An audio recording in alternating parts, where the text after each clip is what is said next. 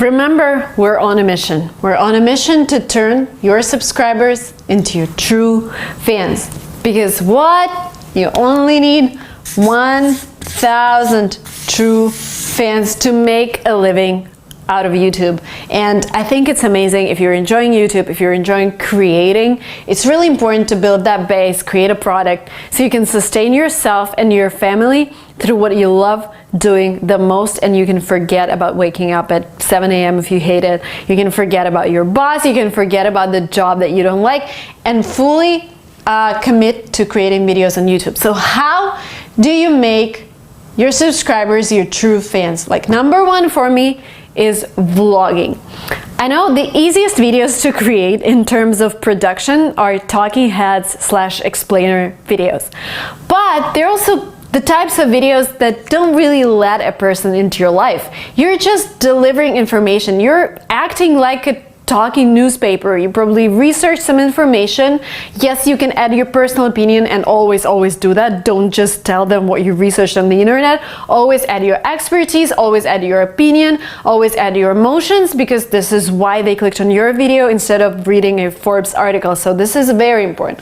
But I would also do vlogs. I would also show them your life. For example, how I do it, I have a lot of talking head videos on my Silicon Valley Girl channel where I talk about business, but I also take you and my followers to different Silicon Valley gatherings. I take you to parties, I take you to meet new people. I just show you my life, like a day in life of an entrepreneur. This is really important for people to feel that you're not just this talking head and there is life outside your desk. So I would do vlogs maybe once a month, maybe once in 2 months, because they take longer time to edit, and you really need to invest in creating them, because different locations, you probably have to have a good camera with good stabilization and a good sound, and then it takes time to edit them, but those vlogs really create this connection. And once in 2 months, I would tell people stories. Of course, you can do videos like top 10 ideas or how-to videos, teach them something, but people love stories, and how-to videos could actually be through your story. One of my first videos that went viral was how to learn German. It was really basic. I was actually walking in a park and I created this video with my iPhone. I just told my story of learning German. The best thing about those videos, you don't really need a script because you're telling a story. You might have some bullet points that you want to mention in order not to forget them when you're all excited in the process of filming a video. But when you're telling a story, it's like you're talking to your friends and you don't really need to script everything. And those videos tend to perform really well, and I feel really great about them because I've shared my story, I've shared my experience. I always love listening to people's stories, and by the way, the latest research shows that people don't really care about third-party stories. Like, if I sat down and told you that one of my friends did this, this, and that, and this is how he ended up being a multi-million-dollar whatever, people don't really care about those stories. They really connect with either you as a storyteller, or if you're telling something about themselves, like if you're telling that you guys are watching this video and you normally drop off at minute 3, and this is your behavior and this happens because this and that. So people can only relate to themselves and to you. They don't really care about a random John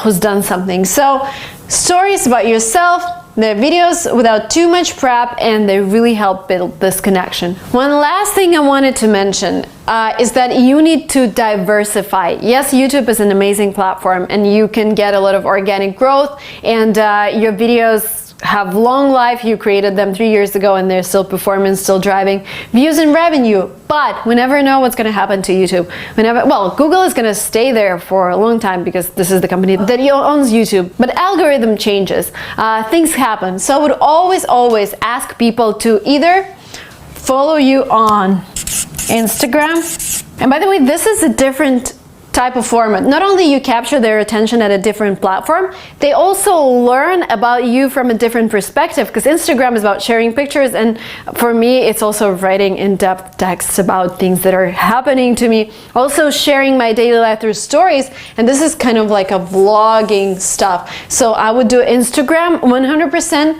I would also try and do TikTok.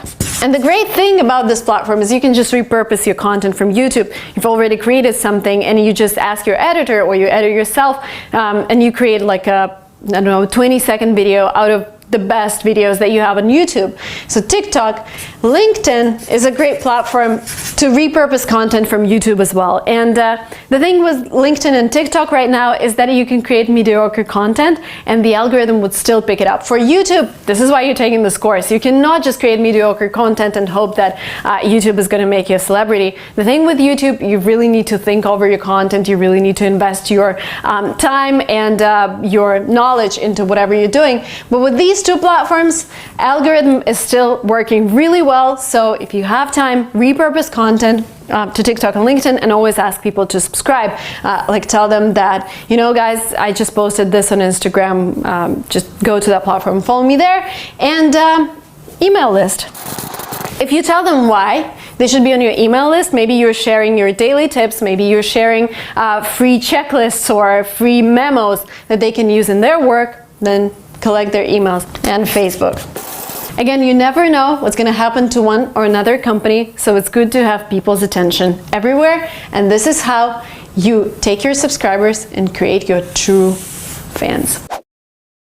Just wanted to show you some examples how I repurpose my content. For example, this is my TikTok, and these videos are all made out of I'm surprised how different these languages are. If you see a jumper in the United States, call 911. If you see a jumper in Great Britain, that usually means a sweater.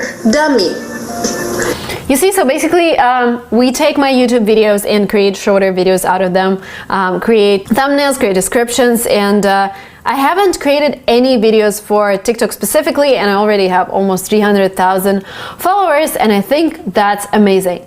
As for Instagram, you cannot really, well, you can repurpose your content from Instagram, you can create videos, but I feel that Instagram is this platform that tends to promote photos better, so I just post photos. But whenever I have a script for a video that performed well, I would create like a short text out of that script for my Instagram. Like for example, this post is about US taxes, and I'm working on a script for the same video for my Silicon Valley Girl channel. So you can always repurpose information. And here I have almost 500,000 followers, but this takes more time than TikTok. LinkedIn is very professional. You see, you always have to follow the guidelines for every single social network, so LinkedIn is more professional. Here I have all my business information, and what we do, we take my text from Instagram and we just post it here, and it seems to work really well. So I have 2,000 followers and my text get like 1,000 views, 700 views, 1,100, and people are really engaged, they comment, they like. And what I love the most about LinkedIn, again, the algorithm is good, but I also like that I have a really professional community there, so I can connect with entrepreneurs and executives from different companies, and I like to hear their feedback about text that I write, because Instagram is more like, I would say it's more like female network, more for younger people, and TikTok is like the youngest network in terms of subscribers that you get there. And I don't have my own email list, but Lingotrip, my company, has its own email list where they feature my videos. So whenever I want to capture people's email, I would ask them to subscribe here on Lingotrip, or you can use other things, like you can create landing pages on Tilda or Squarespace, create small landing pages where you just ask for people's emails and then you just send them weekly newsletters, and this is how you keep them engaged. Let's take a look at my Facebook. This is like a public page. I've repurposed some of the content to create the channel's design. It's one of my first videos on Silicon Valley Girl. And here I just automatically repost pictures from my Instagram. You can create these settings in Instagram, which is super easy. You don't even have to think about creating content for Facebook, but this way you're keeping your audience engaged everywhere.